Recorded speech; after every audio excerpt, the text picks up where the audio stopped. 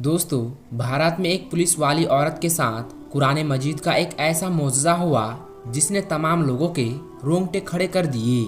अल्लाह ताला ने उस औरत के साथ ऐसा क्या किया कि वहां पर मौजूद तमाम लोगों की आंखें फटी की फटी रह गई और सोचने लगा कि यह कैसे मुमकिन है, ये कैसे हो सकता है।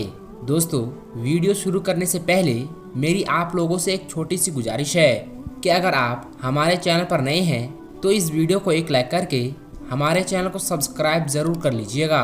तो चलिए शुरू करते हैं आज की वीडियो।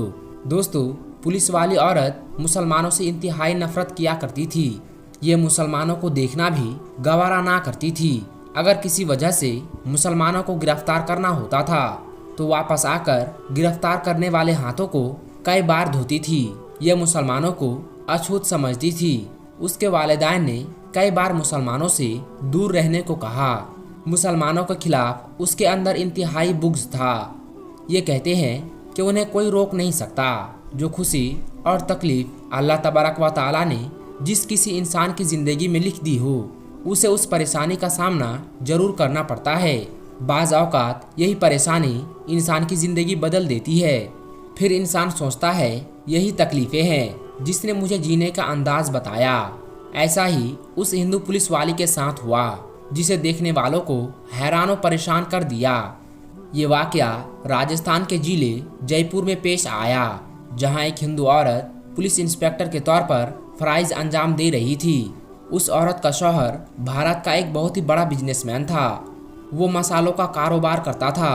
उसका कारोबार पूरे अरब ममालिक में था। एक दिन वो औरत एक शख्स को चोरी के इल्ज़ाम में पकड़ कर ले आई। वो शख्स इंतहाई नेक, पाक दामन और अच्छे अखलाक का मालिक था। वो औरत उस औरत के अखलाक को देखकर इंतहाई मुतासिर हुई। उस शख्स ने उस औरत को कुरान पाक का एक टुकड़ा दिया और औरत को कहने लगा कि अगर तुम्हें किसी भी बीमारी का सामना करना पड़े तो इन अल्फाज को पढ़ना और पानी में दम करके पिला देना। ये पुलिस वाली औरत उसकी बातें सुनकर दिल ही दिल में उसे बुरा भला कहने लगी। औरत ने ना चाहते हुए भी उस टुकड़े को अलमारी में रख लिया। बाबा जी पुलिस स्टेशन चले गए। पुलिस वाली के दिल में ख्याल आया कि मैं उसको याद करके आजमाती हूँ और देखती हूँ कि उस शख्स की बातों में किस हद तक सच्चाई है। लिहाजा पुलिस वाली ने इंटरनेट और सोशल मीडिया की मदद से उसे चंद दिनों में सीख लिया। एक दिन जब उसने तर्जुमे के साथ उस सूरत को पढ़ा तो उसकी आंखों से आंसू जारी हो गई और वो सोचने लगी कि यह किस कदर उम्दा कलाम है जो दिलों को नरम कर देता है। उस औरत को यकीन हो गया कि यकीनन इस सूरत में कोई जादू है। एक दिन उसके छोटे बच्चे को खतरनाक जहरीले सांप ने काट लिया। अपने बच्चे की हालत को देखकर वो तड़पने लगी। उसे डॉक्टर के पास ले जाया गया तो उन्होंने कहा कि जहर पूरे जिस्म में दाखिल हो चुका है, लिहाजा तुम्हारे बच्चे के बचने की कोई उम्मीद नहीं है।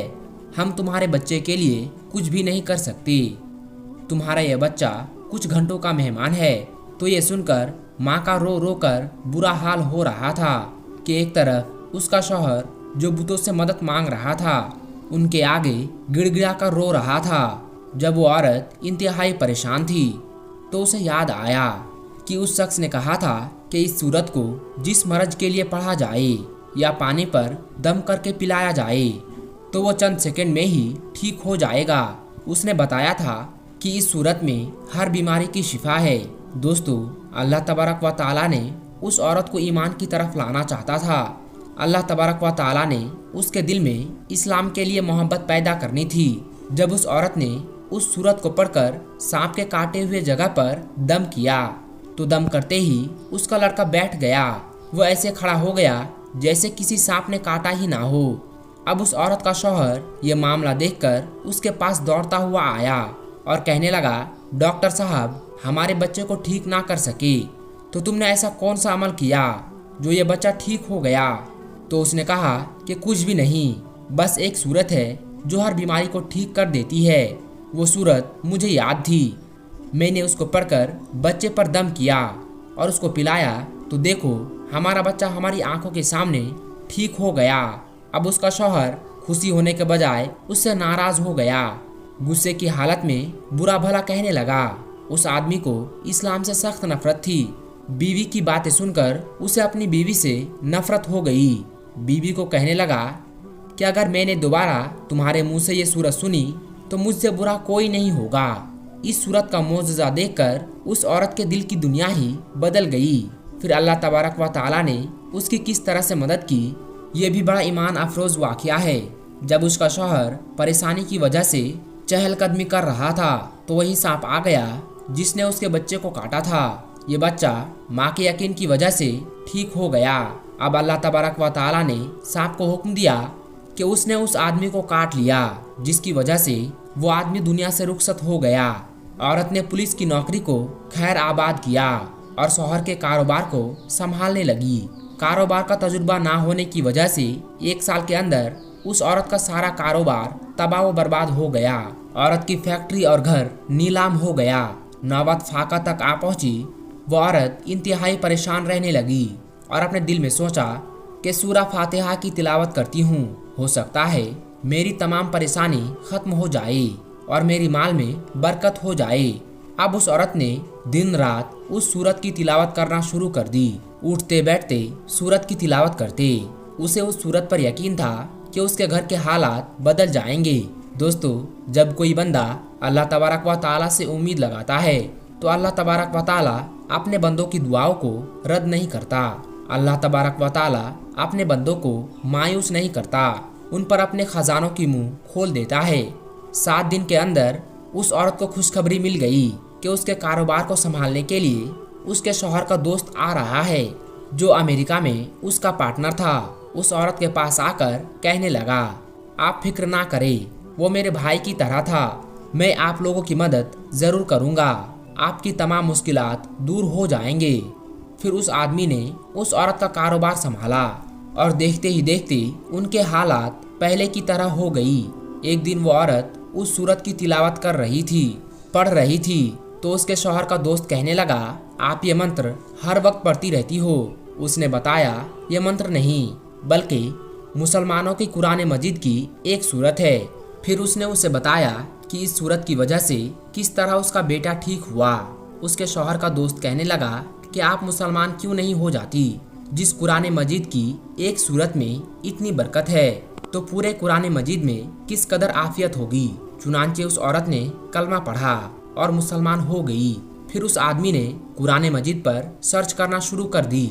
उसने कुरान मजीद पर बहुत ज़्यादा रिसर्च किया, बहुत ज़्यादा तहकीक की। चुनांचे कुछ महीनों के बाद वो भी मुसलमान हो गया। फिर उन दोनों ने शादी कर ली और हंसी खुशी जिंदगी बसर करने लगा। दोस्तों, कुरान मजीद की वो सूरत जो औरत पढ़ती थी उसका नाम सूरतुल फातिहा है। ये सूरा फातिहा की बड़ी फजीलत है, जिसकी वजह से उसकी ज़िंदगी बदल गई। दोस्तों, सूरा फातिहा की बेशुमार फजीलत है। हज़रत मोहम्मद सल्लल्लाहु अलैहि वसल्लम ने फरमाया कि अल्लाह तबारक व तआला फरमाता है कि सूरा फातिहा मेरे और मेरे बंदों के दरमियान 2 हिस्सों में तकसीम की गई है, एक हिस्सा मेरे लिए और एक हिस्सा मेरे बंदों के लिए। सूरा फातिहा का नमाज पढ़ना शर्त है, इसके बगैर नमाज नहीं होगी। इस सूरत का नाम सूरा सिफा भी है, लिहाजा अगर बिच्छू या सांप वगैरह ने काट लिया हो तो सूरे फातिहा को पूरे यकीन और खुलूस दिल के साथ पढ़कर उस जगह पर दम कर दिया जाए तो अल्लाह तबारक व तआला फौरन शिफा दे देता है। और इस बात का जिक्र हदीस में भी मिलता है। दोस्तों, ये वाकया है इलाहाबाद की रहने वाली एक लड़की रूबीना का। रूबीना लखनऊ में रहकर अपनी पढ़ाई पूरी कर रही थी। रूबीना उस दिन अपने घर इलाहाबाद जाने वाली थी, मगर उसी दिन उसके किसी फ्रेंड के घर पर कोई पार्टी थी, इसलिए उसने सोचा कि पहले मैं अपने फ्रेंड के घर जाकर पार्टी अटेंड कर लेती हूँ, उसके बाद शाम को अपने घर चली जाऊंगी। बस यही सोचकर उसने अपना रिजर्वेशन भी करवा लिया था। उसके बाद रूबीना ने पार्टी अटेंड की और फिर शाम को सीधी वो अपने फ्रेंड के घर से निकली और रेलवे स्टेशन पहुंच गई और जाकर ट्रेन में अपनी सीट पर बैठ गई। रूबीना का रिजर्वेशन जिस बोगी में था उसमें लगभग सभी लड़के ही थे, जिनके हंसी मजाक रूबीना को खूब डरा रही थी।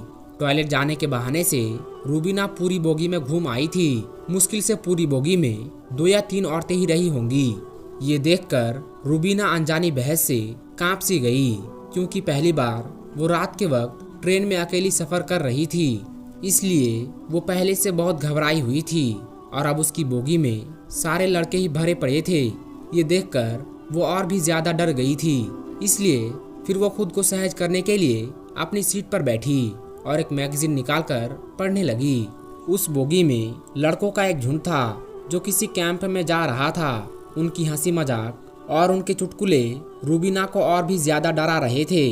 रूबीना के डर और भी बीच रात धीरे धीरे गुजरने लगी, मगर रूबीना अभी भी कांप रही थी। ये देखकर अचानक सामने की सीट पर बैठे लड़के ने कहा, हेलो, मेरा नाम रियाज है और आप तो डर के मारे पीली पड़ चुकी हो। रूबीना ने धीरे से कहा, हाँ, और वो कहने लगा, जी कोई बात नहीं, अगर आप अपना नाम बताना नहीं चाहती हो तो मत बताइए, मगर वैसे आप जा कहाँ रही हो? रूबीना ने धीरे से कहा कि इलाहाबाद जा रही हूँ। इतना सुनते ही लड़के ने कहा, क्या इलाहाबाद? अरे वो तो मेरे नानी का घर है, इस रिश्ते से तो आप मेरी बहन लगी। फिर खुश होते हुए रियाज ने इलाहाबाद की अनगिनत बातें बताना शुरू कर दिया कि उसके नाना जी काफी नामी इंसान है, उसके दोनों मामा सेना में बहुत ऊंचे पद पर है। इस तरह से वो नई पुरानी बातें करने लगा। रूबीना भी धीरे धीरे नॉर्मल होकर रियाज की बातों में रुचि लेने लगी। रूबीना रात भर रियाज जैसे भाई के साए में सोती रही। सुबह रूबीना ने कहा, लीजिए, आप मेरा पता रख लीजिए, अगर कभी नानी के घर आना हो तो आप हमारे घर जरूर आइएगा। तो ये सुनकर लड़के ने कहा, कौन सा नानी का घर? वो तो मैंने आपको डरते हुए देखा तो मैं झूठ मूठ के रिश्ते करने लगा। मैं तो पहले कभी इलाहाबाद गया ही नहीं हूँ। ये सुनकर रूबीना चौंक उठी। तो लड़के ने कहा, बहन, ऐसा नहीं है कि सभी लड़के बुरे होते हैं कि किसी अकेली लड़की को देखा नहीं कि उसके ऊपर गिद्ध की तरह टूट पड़े। हम में ही और भी भाई होते हैं। इतना कहकर प्यार से रूबीना के सिर पर हाथ रखकर मुस्कुराने लगा। रूबीना रियाज को देखती रही जैसे कि उसका कोई अपना सगा भाई विदा ले रहा हो। रूबीना की आंखों में आंसू आ गई। तभी रियाज ने रूबीना से कहा, हाँ बहन, मेरा नाम रियाज नहीं है बल्कि मेरा नाम राजेश है। ये सुनकर रूबीना हैरान रह गई। तो दोस्तों, आज की इस वीडियो में बस इतना ही। ये वीडियो और ये वाकया आपको कैसी लगी कमेंट बॉक्स में ज़रूर बताइएगा और इस वीडियो को जितना हो सके उतना शेयर कर दे। इस वीडियो को लाइक करें, चैनल को सब्सक्राइब करें। हम मिलेंगे आपको अगली वीडियो में। तब तक के लिए अस्सलाम वालेकुम, अल्लाह हाफिज़।